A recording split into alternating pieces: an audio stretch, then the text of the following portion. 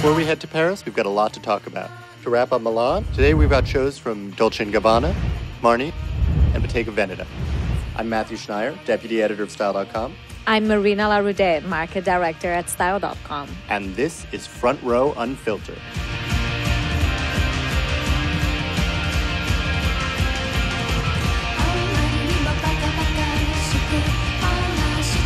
The thing that I always love about Dolce & Marina is that, like the collection or not like the collection, it's always a total look, from the mise-en-scène to shoes, accessories, and hair accessories, which brings us to our Instagram of the day. I was crazy for Amber's shot backstage of these beautiful sort of golden medallions threaded through the hair. I thought, if you're going to go for the Sicilian goddess look, of course you're going to be gilded. Matt, what I like about Dolce's show is the models, they all look so pretty. I always adore the finale when they throw away 200 models dressed pretty much the same. We had a gold finale for Dolce. And today they tapped into Fellini, which I suppose is so much part of the DNA of modern Italian culture. And it gave almost like a vulgar spice to the collection, even though, when you walked in, you saw the almond tree in blossom with the magic of fashion, that there's a blossoming tree on the catwalk, looked like it was silvered by moonlight. Those shows are so charming, they're so enchanting, they're so beautifully realized. And as I said, Sicily is a well that will never run dry for them.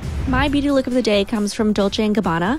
It was a very romantic and beautiful soft updo created by Guido Paolo, and it was chock full of treasures, including coins, flowers, and jewel-encrusted barrettes. The makeup was equally as soft and pretty, and the eyes were dusted with rich gold tones. So it was this total rosy glow that Pat McGrath created for the runway. I was surprised to see a sporty collection by MARNI. Visors, platform flip-flops, the stripy belts. I particularly like look number 14, the very full gray pants paired with a long-sleeve t-shirt. The thing that strikes me about the MARNI show, there was a power out, and so there was no music and no lights. So the models walked in silence, which is incredibly unusual. And it was so serene and beautiful, what we were seeing. It was really such a wonderful mood. The audience responded incredibly well. Flat shoes has been such a huge trend. They look cool. I'm ready for some slip-ons. I think all the designers know, Marina, that you, at 8 months pregnant, cannot take a high heel. So I think this is the season for you. I think everyone is designing for me, Matt. I always think that, Marina, but I think this season it might be true.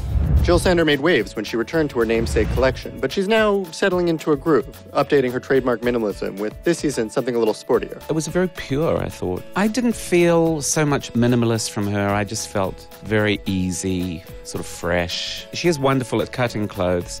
The way that jackets were cut, dipping in the front and then flying out at the back. That's true, but on the other hand, I think that she was absent from the game for quite a long time. Her minimalism now is much softer. Romantic is too strong a word, but she had those beautiful shades of yellow. Her minimalism has changed, which I liked. You know that Milan is the city for shoes and handbags. I really like Alessandra Facchinetti's first collection for Tod's, especially the two-tone bags or the cutie front shoes. These are our accessories of the day.